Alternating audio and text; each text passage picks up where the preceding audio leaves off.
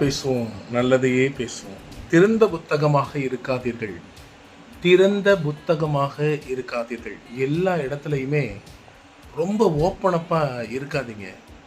ஒரு சில இடத்துல உங்களுக்கு ஒரு சில கண்ணியங்கள் தேவை. கண்ணியமாக இருக்க வேண்டிய இடத்துல கண்ணியமாக இருக்கணும். எல்லா இடத்துலையுமே லொடன்னு நம்ம இருக்க முடியாது, இருக்கவும் கூடாது. அதிகமாக பேசும் பொழுது நாம் ரகசியங்களை வெளிப்படுத்தி விடுகிறோம் அப்படின்னு ஒரு அறிஞர் சொல்லுகிறதை நான் கேட்கிறேன்.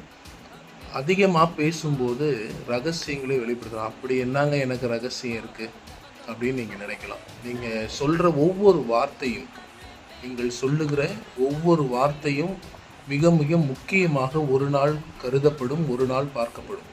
ஏன்னா இன்றைக்கி நீங்கள் பேசுகிற வார்த்தைகள் ரொம்ப சாதாரணமாக தெரியலாம். உங்கள் நண்பர்களோடவோ உங்கள் உறவினர்களோடவோ நீங்கள் பேசுகிற வார்த்தைகள் உங்களுக்கு சுலபமாக யதார்த்தமாக வந்ததாக இருக்கலாம். ஆனால் அந்த யதார்த்தத்திலும் ஒரு சில கேள்விக்குறிகளை ஒரு சிலர் உருவாக்குவார்கள்.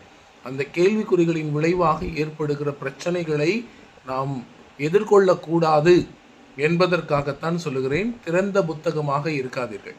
எல்லாவற்றையும் திறந்த வாயோடு இருக்காதீங்கிறத இன்டைரக்டாக சொல்கிறேன். திறந்த புத்தகமாக இருக்காதீர்கள். ரொம்ப ஓப்பனப்பாக இருப்பீங்க. எல்லாத்தையுமே ஓப்பனாக, no nothing to keep inside, everything outside அப்படின்ற மாதிரி எல்லாத்தையுமே வெளியில் தூக்கி போட்டுருவாங்க. அப்படி இருக்காதீங்க. அது எல்லா நேரத்துக்கும் சரியானது கிடையாது.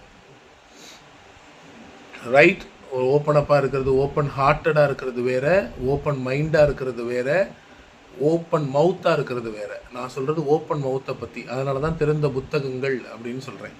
திறந்த புத்தகங்கள் என்று சொன்னால் எல்லா பக்கங்களையுமே நம்ம திறந்து பார்த்து விடலாம்.